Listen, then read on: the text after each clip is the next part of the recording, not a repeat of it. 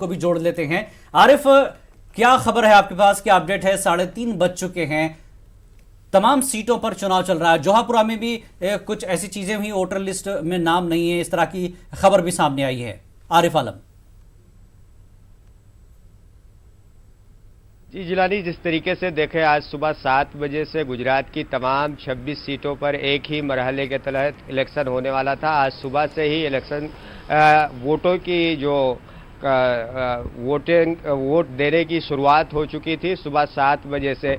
अगर बात करें अहमदाबाद के जूहापुरा, सरखेज, वैजलपुर ऐसे इलाकों में जहां पर मुस्लिमों की खासी आबादी रहती है, सुबह से ही लोगों की एक लंबी लाइन लगी हुई थी। लोग अपने वोट का, अपने मत का इस्तेमाल करने के लिए बड़ी तादाद में पोलिंग स्टेशन पर आ रहे थे।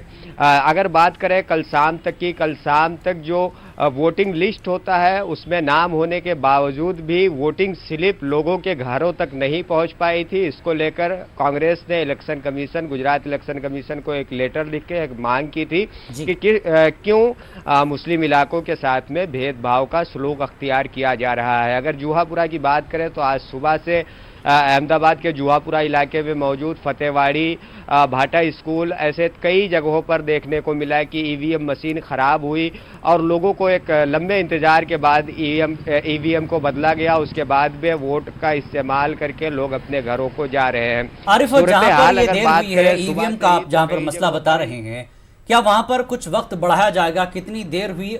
क्योंकि लोगों को अपने हक का इस्तेमाल करना भी जरूरी है, तो ये तकलीफ जो है मतदाताओं को हुई है, वोटर को हुई है। क्या वक्त बढ़ाने की कोई बात हुई है फिर?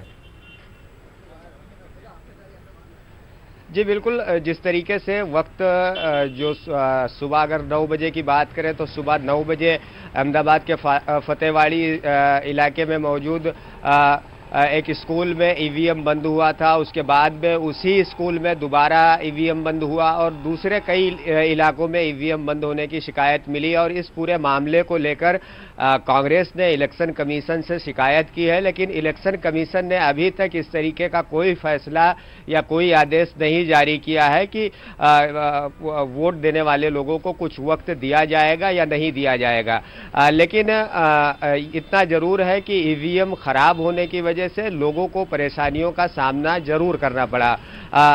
इस वक्त अगर हम बात करें तो हमारे साथ में जो हमारा न्यूज़ चैनल है न्यूज़ 18 गुजराती, उसके सीनियर रिपोर्टर हैं और बीजेपी बीट संभालते हैं मयूर माकड़िया। उनसे बात करके समझने की कोशिश करते हैं कि वोटिंग जिस तरीके से आज शुरू हुई थी और 3 बजने के करीब किस तरीके से प्रतिशत आया है और उससे कितना फायदा बीजेपी और कांग्रेस को होने की उम्मीद जताई जा रही है।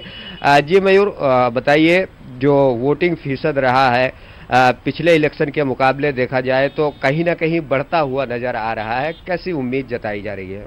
जी बिल्कुल आरिफ, अगर सुबह की बात की जाए तो काफ़ी धीमे चल रहा था वोटिंग, लेकिन जिस तरह से 11 और 12 बजे के बीच जिस तरह से वोटर सामने आए, बाहर निकले और लंबी कतारें देखने को मिली। 3 बजे तक का अगर वोटिंग परसेंटेज की बात की जाए तो 50.36% वोटिंग हुआ है, यानी कि शाम को 6 बजते बजते जो पिछला रिकॉर्ड है वो टूट जाएगा। 2014 में 64% पूरे गुजरात में ओवरऑल जो वोटिंग परसेंटेज थे वो हुआ था। इस बार ये बढ़ जाएगा ऐसा अभी लग रहा है, जिस तरह की पैटर्न है, क्योंकि आखिरी के 2 घंटे में 10-15% वोटिंग होता है और उसमें वोट पड़ते हैं।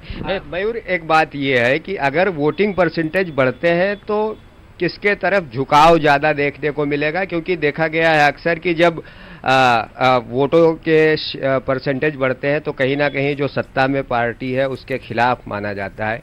आज अगर वोट पिछले इलेक्शन के मुकाबले ज़्यादा पड़ते हैं तो कैसे इसे देखते हैं आप? आरिफ, गुजरात की अगर बात की जाए तो 2014 में 26 में से 26 भाजपा ले गई थी, और यहाँ अर्बन और जो रूरल वो दोनों वोट शेयर है, अलग अलग है, उनका अलग अलग माइंडसेट है। यानी अर्बन में ज़्यादा बढ़ेगा तो बीजेपी को ऑफकोर्स फ़ायदा ही होगा और बीजेपी सारी अर्बन सीट जीत लेगी। लेकिन रूरल में अगर जो बढ़ेगा वोटिंग परसेंटेज तो कहीं ना कहीं बीजेपी को नुकसान भी हो सकता है, क्योंकि बिल्कुल आरिफ, यहाँ पर एक चीज आपसे और समझना चाहेंगे कि 2017 असेंबली के चुनाव की अगर हम आरिफ बात करते हैं गुजरात के, तो 2017 में हम देखते हैं कि कांग्रेस और बीजेपी के दरमियान हार जीत का जो फर्क था बहुत मामूली था। कितना अहम फैक्टर होगा 2017-2019 के चुनाव में?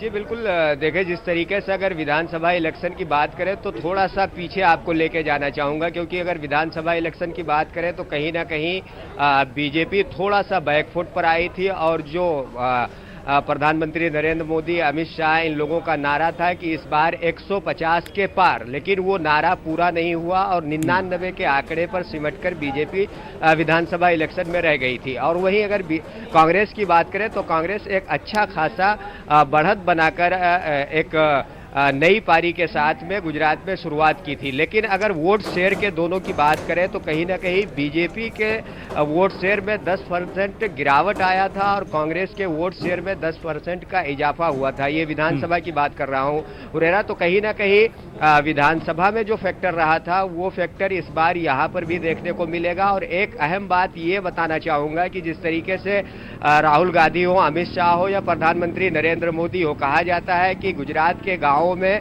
कांग्रेस की पकड़ है और शहरों में बीजेपी की पकड़ है। इस बार जो पूरा कैंपेनिंग रहा चुनाव का उसमें देखने को मिला कि राहुल गांधी ने भी ग्रामीण इलाकों को पकड़ा, अमित शाह हालांकि गांधीनगर से उम्मीदवार थे, 1 या 2 रैलियों को किया, 1 या 2 सभाओं को किया, बाकी गांवों को ही उन्होंने भी ध्यान में रखा। मतलब 2017 भी एक फैक्टर हो सकता है 2019 में आरिफ, 2017 भी एक फैक्टर हो सकता है। हार और जीत में एक अहम रोल कहीं ना कहीं 2017 की जो कारकर्दगी दोनों पार्टियों की थी वो भी होगी। लेकिन मैजिक वॉल के जरिए जिस तरह से आरिफ हम समझ रहे हैं, जो चीज़ आपने यहाँ पर कही कि गुजरात के लिए खास तौर से देही इलाका और शहरी इलाका, मतलब ये 2 फैक्टर भी बहुत अहम होंगे 2019 में, जो आपके साथी भी अभी समझाने की कोशिश कर रहे थे। और कहा जा रहा है कि देही इलाकों में इस बार कांग्रेस ने बहुत काम किया है, होमवर्क बहुत किया है कांग्रेस ने। मतलब 2019 में 2014 जैसी तस्वीर नहीं होगी, ये तो साफ है।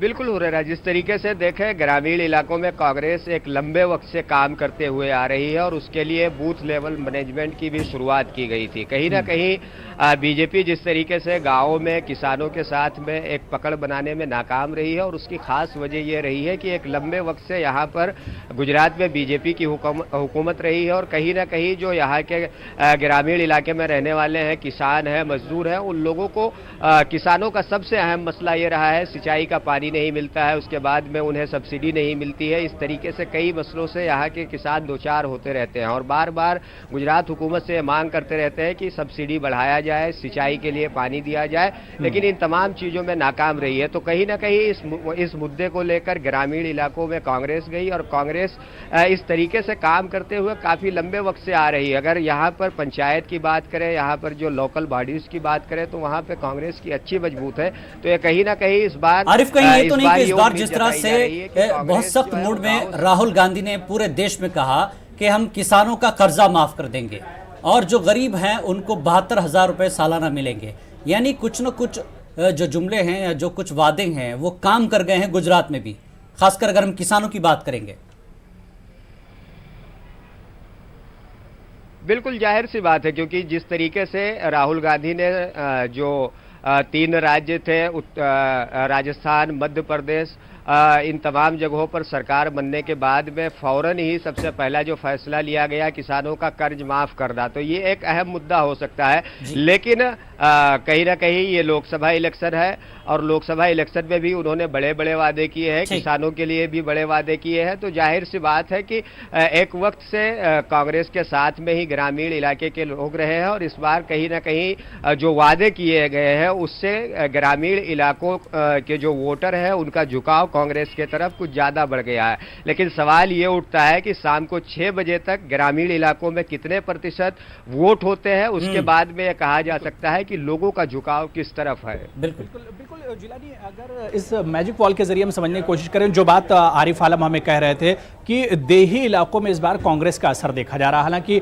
2014 की अगर बात करें तो इन देही इलाकों में जो हम आपको मैजिक वॉल के जरिए समझाने की कोशिश कर रहे हैं, ये गुजरात की वो सीटें हैं जो देही इलाके से वाबस्ता हैं, देही इलाकों से आती हैं। तकरीबन आधी 12 सीटें हैं, 26 में से 12 ऐसी सीटें हैं जो देही इलाके से आती हैं। लेकिन 2014 में बीजेपी ने इन 12 सीटों पर जीत दर्ज की थी, लेकिन इस बार ये 12 सीटें अहम रोल अदा कर सकती हैं